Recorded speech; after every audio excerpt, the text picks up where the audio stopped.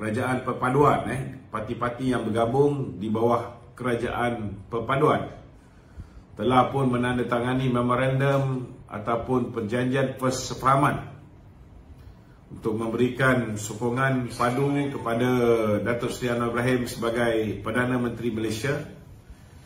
Dan dengan perjanjian yang dibuat oleh ketua-ketua parti ini, tuan-tuan, ianya menandakan berakhirnya scheme of thing Muhyiddin Yassin.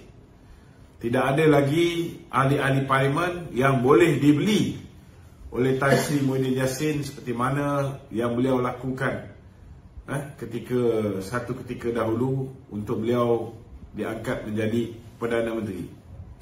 Hari ini sudah ada perjanjian di mana ahli-ahli parlimen tidak boleh memberikan sokongan kepada pihak lain selepas ketua-ketua parti menandatangani memorandum perjanjian ini. Dan sekiranya mereka berbuat sebaliknya, parti boleh mengutus surat kepada Speaker Dewan Negara memaklumkan tentang kekosongan kerusi ahli-ahli parlimen ini. Ini satu perkara yang bagi saya sangat positif. Kita dah lama sangat berhadapan dengan masalah kecurian ataupun masalah rompakan ahli parlimen ini oleh perompak-perompak profesional, khususnya Muhyiddin Yassin. Dan dengan apa yang ditandatangani hari ini, jelas kita dapat pastikan selepas ini ahli parlimen daripada Barisan Nasional tidak boleh lagi dicuri oleh Perikatan Nasional ataupun oleh Bersatu, tuan-tuan. Ini satu benda yang sangat baik. Begitu juga ahli-ahli parlimen daripada GPS, ahli-ahli parlimen daripada Pakatan Harapan, ahli parlimen daripada GRS, ahli parlimen daripada KDM, ahli parlimen daripada Warisan, dan 2 ahli parlimen bebas. Mereka sama-sama telah menandatangani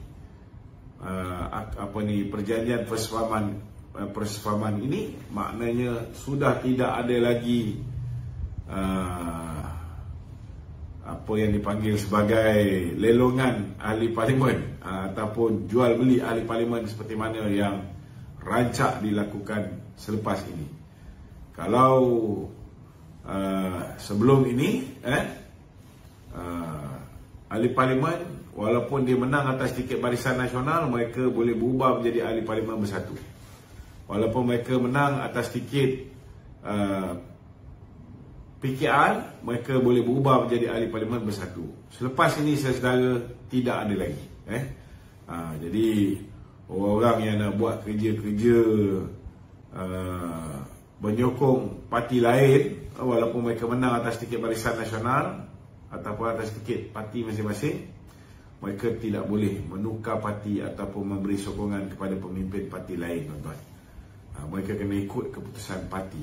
Ini satu benda yang bagi saya, ini disiplin parti yang perlu dihormati. Dan kalau sebelum ini ianya bergantung kepada integriti ahli-ahli parlimen itu secara peribadi, sekarang ianya sudah menjadi keputusan dan dasar parti yang mana setiap ahli parlimen kena akur. Raja Petra ada ulas bab MOU ni tu, perjanjian ni.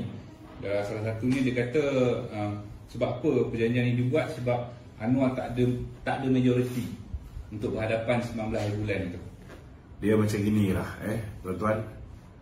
Kalau kita lihat, kita juga pernah menandatangani CSA di antara Anwar Ibrahim, Lim Guan Eng, Mat Sabu yang menyokong Datuk Seri Ismail Sabri. Kerana kita nak mengekalkan kestabilan politik negara.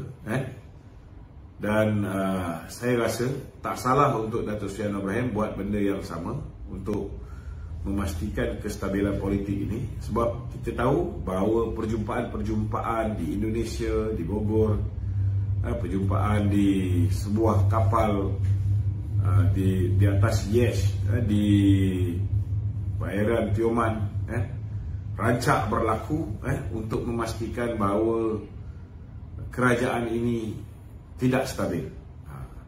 Perjanjian ini tidak bermakna Datuk Seri Anwar Ibrahim tidak mempunyai simple majority. Saya yakin tuan-tuan bahawa pada hari Isnin ini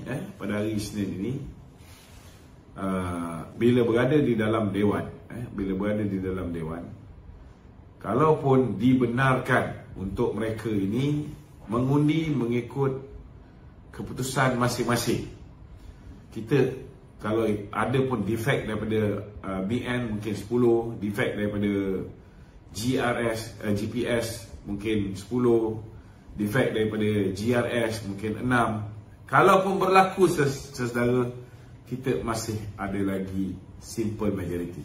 Kita tak perlu bimbang.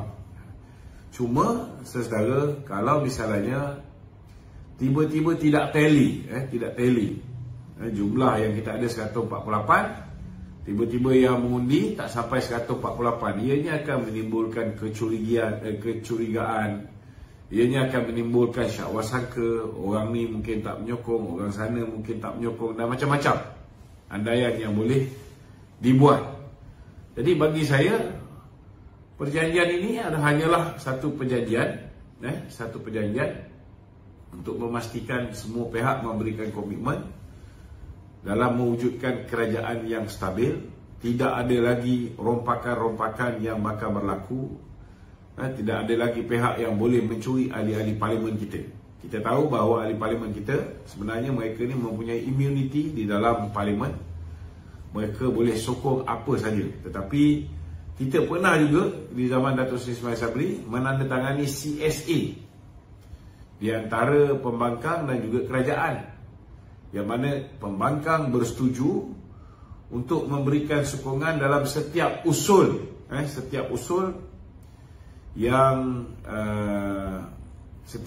yang dicadangkan oleh pihak kerajaan dan mesti dipersetujui oleh pembangkang. Namun kita lihat bila mana usul yang dibawa oleh Menteri Dalam Negeri Hamzah Zainuddin ketika itu berhubung dengan SOSMA, pindaan berhubung dengan SOSMA, ianya telah ditolak oleh pihak pembangkang. Jadi itu sebabnya kali ini kita lihat perjanjian kali ini lebih ketat. Maknanya tak boleh main-main lah. Kalau sesiapa yang tidak mengikuti perjanjian itu, kursi itu mestilah diisytihar kosong oleh ketua parti. Maknanya parti akan menulis surat kepada speaker memberitahu bahawa kursi Sipolan bin Sipolan yang tidak mengikut keputusan dan ketetapan parti dikosongkan. Okey, sila. So, ada orang kata tu, mungkin perjanjian ni macam nampak macam diktator sikit tu. Itu terpulang lah, orang nak kata diktator ke apa ke. Tetapi kita pun dah letih, terlalu banyak politicking. Negara berhadapan dengan banyak masalah sekarang ni. Kita berhadapan dengan masalah hari ini, orang sedang sibuk dengan banjir. Kerajaan patut fokus untuk selesai dan atasi masalah banjir. Kesiapsiagaan kita mestilah berada di tahap maksimum. Kedua, tahun depan kita akan berhadapan dengan masalah inflasi yang lebih dahsyat. Kita akan berhadapan dengan masalah stagflation. Kita akan berhadapan dengan masalah kekurangan bahan makanan. Kita akan berhadapan dengan masalah kegawatan ekonomi dunia. Kita akan berhadapan dengan masalah macam-macam masalah. So saya rasa mungkin inilah ubat inilah ubat. Namun tidak mustahil walaupun sudah ada perjanjian, macam-macam boleh berlaku. Macam-macam boleh berlaku. Ianya juga bergantung kepada kemampuan parti-parti yang terlibat dalam membentuk kerajaan perpaduan ini menghormati satu sama lain.